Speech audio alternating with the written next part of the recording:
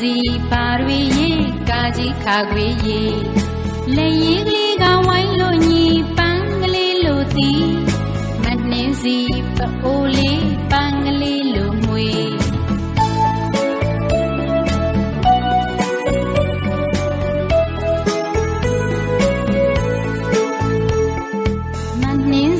မနှင်းစီပြုံးပြုံးကလေးနေတတ်သည်မနှင်းစီပါရွေရေကာကြီးခါခွေရေ